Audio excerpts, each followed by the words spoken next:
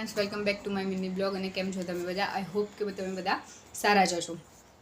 તો આજે હું તમને 3 બાબત જણાવીશ. એ 3 બાબત તમારા મગજમાં ફિટ થાય છે કે તમને તમારું મગજ કેટલું વિચારે છે એ તમારા પર ડિપેન્ડ કરે છે. અને વિડીયો સારો લાગે તો તમારી ઈચ્છા, તમારે લાઇક શેર કોમેન્ટ કરવું હોય તો કરજો, બાકી જેવી જેની ઈચ્છા. પહેલી બાબત એ છે કે કાજલબેન મહેરિયા, અત્યારે એમનો કેસ ચાલી રહ્યો છે સોશિયલ મીડિયામાં. રોજ એક નવી અપડેટ હોય છે. આજે આમ થયું, આજે આમ થયું, બરાબર. એમના કેસમાં શું થવાનું છે એ આપણે હજી જોવાનું બાકી છે. કિંજલબેન રબારીના કેસમાં શું થયું આપણે બધાને જાણીએ છીએ. એ બે જણાએ જે કર્યું એ મારી દ્રષ્ટિએ બરાબર કર્યું, કારણ કે બંને જણા એટલા સ્વભાન છે, એટલા એનામાં એટલી બુદ્ધિ છે એ લોકોમાં કે મારે કયું ડગલું ભરવું ના ભરવું, બરાબર. બીજી બાબત એ છે કે એમને જે કર્યું એ, અને આ બીજી બાબતમાં હું એ જણાવું છું કે રામાયણમાં સીતાએ પોતાનો સ્વયંવર કર્યો હતો. પોતાની મરજીથી પોતાનો વર પસંદ કરવો એટલે સ્વયંવર, બરાબર. એ પ્રથા એ વખત હતી, તો એ પ્રથા એ વખત સાચી ગણાતી, બરાબર, રાઈટ ગણાતી, ઠીક છે. મહાભારતમાં પણ લગભગ એ જ પ્રથા હતી સ્વયંવરની, બરાબર. તો આ બંને પ્રથાઓ રાઈટ છે. એ મહાભારત રામાયણમાં જે થયું એ ઓકે, બરાબર, આપણે બધા જાણીએ જ છીએ. હવે ત્રીજી બાબત એ છે કે કોઈ પણ સ્ત્રી હોય, દીકરી હોય, ભારતની હોય કે ગુજરાતની હોય કે ગમે તે દેશની હોય કે ગમે તે રાજ્યની હોય. હવે આ બહુ બધા કેસ મેં જોયા છે. તમે સમજી શકો છો કે હું શું કહેવા માગું છું.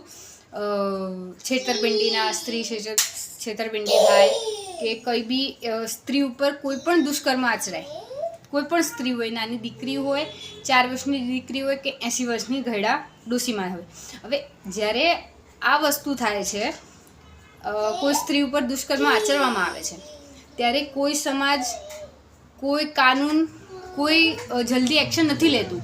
ઉલટાનું એ સ્ત્રીને, એ નાની બાળકી હોય, 4 વર્ષની હોય કે 5 વર્ષની હોય, એમને પૂછવામાં પાછું આવે કે તમને શું થયું, તમને કેવી રીતે શું કર્યું, બરાબર. અને એક બીજી વસ્તુ, હમણાં વચ્ચે બહુ જ વિડીયો વાયરલ થયો હતો કોઈ એમએલએનો. એમને શું કીધું હતું તમને બધાને જ ખબર છે. કોઈ એ એમએલએ કે કર્ણાટકના લગભગ એમએલએ હતા. એમને જે કીધું એ તમને બધાને ખબર જ છે, મારે કહેવાની જરૂર નથી, કારણ કે હું બોલી શકતી નથી.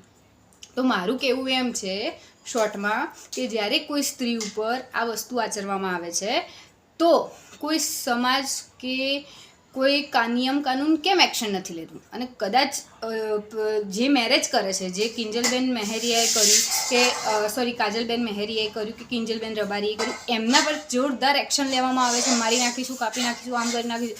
તો મારું કહેવું શોર્ટમાં એટલું જ છે કે કોઈ સ્ત્રી ઉપર દુષ્કર્મ આચરવામાં આવે છે તો એ વખતે કોઈ પણ સમાજ, મારી સમાજ હોય કે તમારી હોય, કોઈ પણ સમાજ એક્શન નથી લેતો. ત્યારે એમ કહે છે, સમાજના આગેવાનો હોય, સમાજના વડીલો હોય, એ એમ કહે છે કે આ અમારા સમાજની દીકરી નથી, અમે આમાં ના પડે, આ કેસમાં અમે ના પડે, અમે કંઈ એ નથી.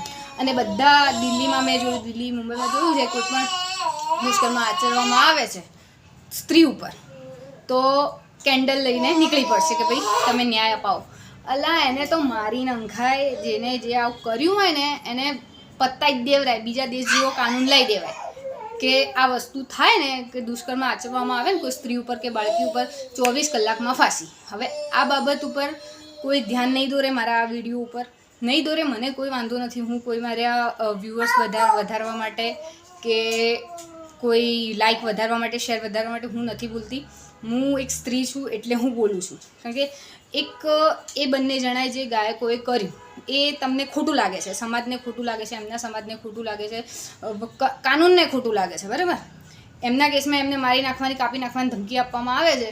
તો હું એ કહેવા માગું છું શોર્ટમાં કે જ્યારે સ્ત્રી ઉપર આ વસ્તુ દુષ્કર્મ આચરવામાં આવે છે તો કાનૂન, આપણા દેશનું સંવિધાન કે કાનૂન કેમ કંઈ એક્શન નથી લેતું? ઉલટાનું મેં હમણાં જ વાંચ્યું હતું, યુટ્યુબ પર વિડીયો હતો કે આપણા દેશમાં 13 કે 15 જેટલા કેસ ચાલે છે. 13 કે 15 જેટલા એમએલએ સાંસદો ઉપર બળાત્કારના કેસ ચાલે છે. એટલા માટે આ ફાંસીનો નિયમ લાગુ કરવામાં નથી આવડતું, કારણ કે આપણા ભારત દેશમાં કોઈ નેતાને ફાંસી થઈ જ નથી. હવે પહેલાં થઈ હશે કે નહીં થઈ એ મને નથી ખબર, પણ એ વસ્તુ નથી થઈ એટલે કે એ કાનૂન બનાવવામાં જ નથી આવતું. કેમ? કારણ કે સાંસદો ઉપર જ કેસ છે. સાંસદમાં જે બેઠા છે, જે પ્રજાને સાચવી રહ્યા છે, એમના પર જ કેસ છે, બરાબર. અને હું બીજી વસ્તુ કહું છું કે આપણો ભારત દેશ લોકશાહી છે, આઝાદીવાળો આપણો દેશ છે. હવે હમણાં 2 દિવસ પહેલાં એક વિડીયો હતો, એક કોનો હતો મને નથી ખબર, એક મારાથી થોડી હશે 26-27 વર્ષની છોકરી. હવે એ અમેરિકાના કોઈ હશે શહેરમાં. હવે એને એવું કીધું કે હું અત્યારે 1 વાગે મારી નોકરી ઉપરથી છૂટીને ઘરે જઈ રહ્યું છું, પણ મને કોઈ બીક નથી, મને કોઈ જાતની બીક નથી કે મારા પાછળ કોઈ આવી રહ્યું છે, કે કોઈ મારી છેતરપિંડી કરશે, કે કોઈ મારે ગાડીમાં બેસાડીને મને લઈ જશે, બરાબર. એવી કોઈ મને બીક નથી. અને આ જ વસ્તુ કદાચ ભારત દેશમાં હોઈ શકે.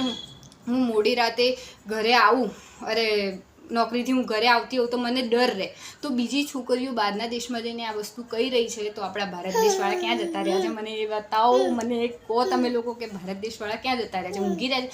માનું છું કે ભારત દેશ બહુ જ આગળ વધી ગયો છે. આઈ નો, મને ખબર છે AI ટેકનોલોજી આવી ગઈ છે, પણ હજી પણ આપણી માનસિકતા એ જ 15મી સદી 18મી સદીવાળી છે. અત્યારે પણ મારા ઘરમાં કોઈ એવું નથી, કોઈ એવું વ્યક્તિ નથી, કારણ કે હું બધાને એવું ચલવી જ નથી લેતી. આ વસ્તુ આ દીકરો કરે છે તો દીકરી કરશે જ મારી. આ વસ્તુ મારા ઘરમાં નથી, આ નથી મારા ઘરમાં, આ વસ્તુ જ નથી દીકરો દીકરીનો ભેદભાવ, બરાબર. તો હું શોર્ટમાં એવું કહેવા માગું છું કે સ્ત્રી ઉપર જ્યારે કંઈક થાય, દુષ્કર્મ આચરવામાં આવે, તો પ્લીઝ ભારત સરકાર એના પર એક્શન લે. ભલે એ સાંસદ હોય, ભલે MLA હોય, કે ભલે કોઈ નેતા હોય, બરાબર. મારો વિડીયો ગમે તો તમારી ઈચ્છા હોય તો લાઈક કરજો, કોમેન્ટ કરજો અને શેર કરો. તમારી ઈચ્છા ના કરવું હોય તો કોઈ જ વાંધો નથી. જય શ્રી કૃષ્ણ. તમને જો મારી આ 3 બાબતો સમજણ તમને લાગતું હોય કે હું સાચું બોલી, તો પ્લીઝ કોમેન્ટમાં તમારે જે લખવું હોય લખજો, પણ પ્લીઝ ગાળો કે કંઈ એવું વસ્તુ ના લખતા કે મને પછી હું એક્શન લેવા પર મજબૂર થઈ જાઉં. હું કંઈ બ્લોગર નથી, હું કોઈ મોટી હસ્તી નથી, હું એક મિડલ ક્લાસ ફેમિલીથી બિલોંગ કરું છું. તો પ્લીઝ કંઈ એવું ના લખતા. Okay, bye bye. Mahir tata કરો, ટાટા ટાટા, બાય બાય, આવજો.